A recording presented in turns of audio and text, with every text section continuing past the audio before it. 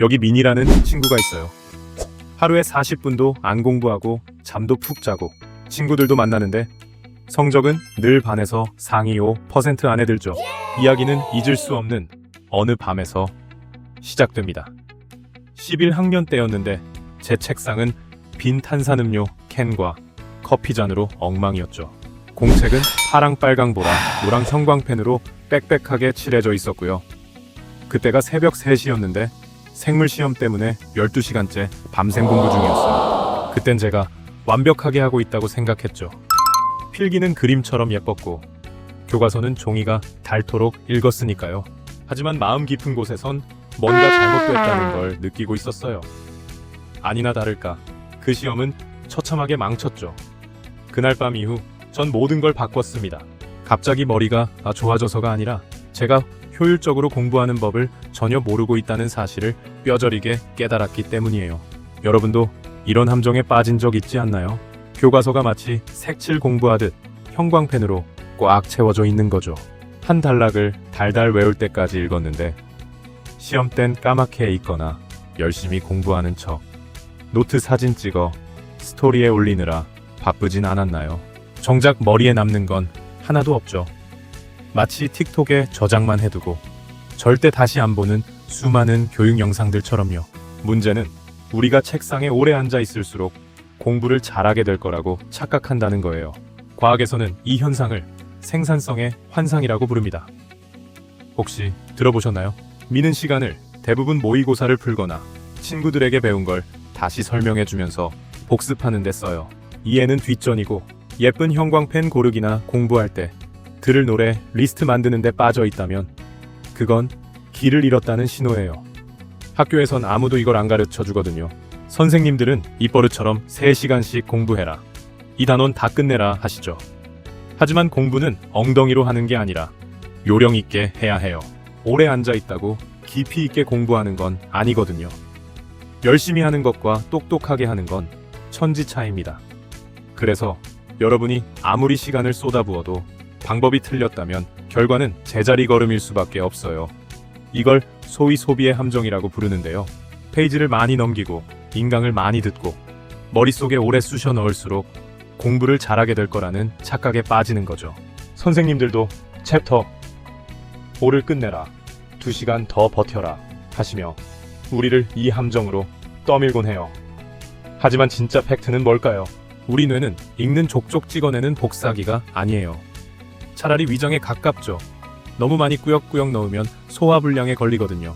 제가 발견한 꿀팁 공식이 하나 있어요. 학습 효율은 공부한 시간 곱하기 기억률이라는 사실입니다. 다시 말해, 똑같은 양을 공부하더라도 시간을 아끼고 싶다면 무조건 기억률을 끌어올려야 한다는 뜻이죠. 예를 들어볼까요? 5시간을 공부했는데 10%만 기억난다면 실질적으로는 고작 30분 공부한 거나 다름없어요. 반면 여기 안이 있습니다. 아는 매일 4시간 넘게 공부하고 잠도 줄이고 외출도 거의 안 하지만 비학점 유지하기도 벅차하죠.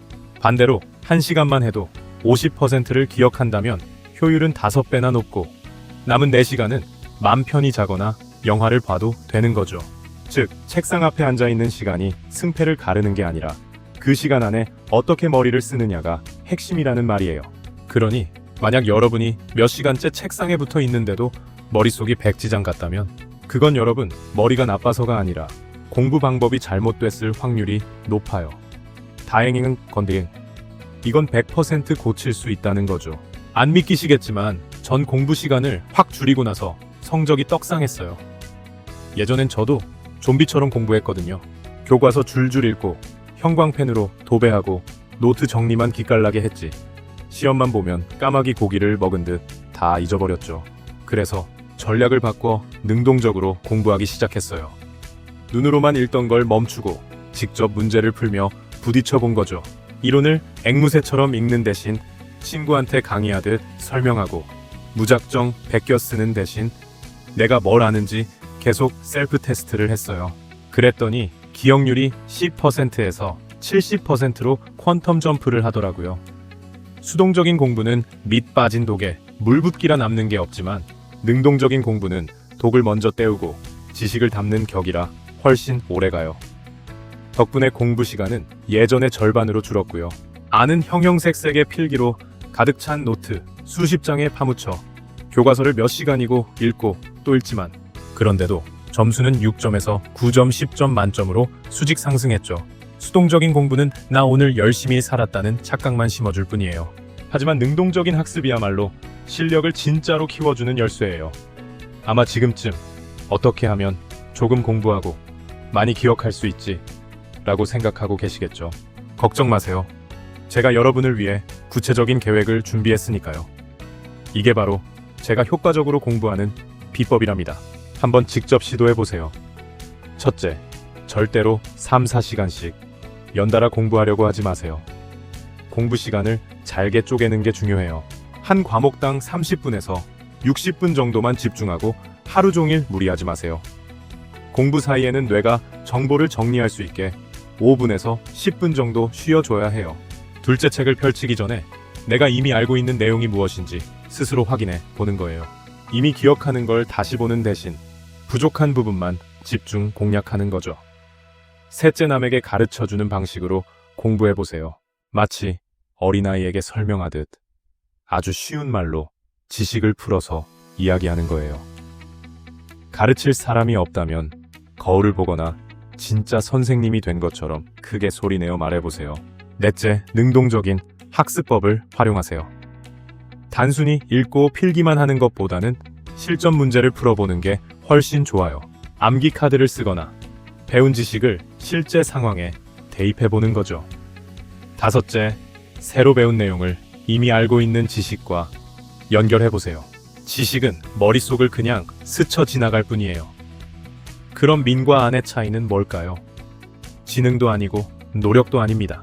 예를 들어 미시 경제학을 공부한다면 실제 시장의 물가 변동 상황과 연관지어 생각해보는 시기죠. 여섯째, 잠들기 전에 빠르게 복습하세요. 연구에 따르면 우리 뇌는 자는 동안 기억을 단단하게 굳힌다고 해요. 그러니까 잠자리에 들기 전 5분에서 10분 정도만 투자해서 핵심만 훑어보세요. 다음날 아침이면 기억이 훨씬 더 오래 갈 거예요. 자, 이걸로 끝이에요. 참 쉽죠? 방금 알려드린 방법대로만 하면 공부는 가볍게 하면서도 성적은 하늘 높은 줄 모르고 치솟는 걸 경험하게 될 겁니다. 자, 이제 영상 시작할 때 여러분의 공부법에 매겼던 점수를 다시 떠올려 볼까요? 지금 다시 봐도 그 점수가 적당한 것 같나요? 만약 대답이 아니오라면 축하드립니다. 여러분은 이제 레벨업 할 준비가 된 거니까요. 여러분도 아시겠지만 똑똑한 공부란 무작정 많이 하는 게 아니라 올바른 방법으로 하는 겁니다.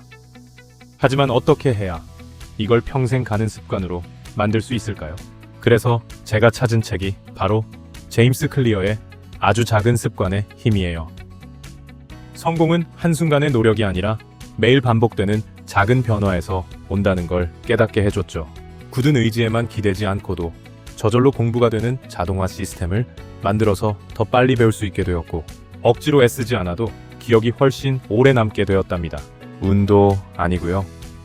바로 공부하는 방식의 차이죠.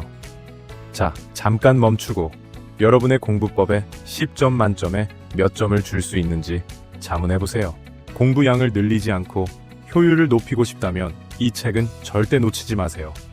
구매 링크는 설명란에 남겨둘게요. 한번 읽어보시고 후기 꼭 들려주세요. 시청해주셔서 정말 감사합니다. 오늘 꿀팁 꼭 직접 해보시고 결과가 어땠는지 댓글로 알려주시는 거 잊지 마세요. 그럼 다음 영상에서 다시 만나요.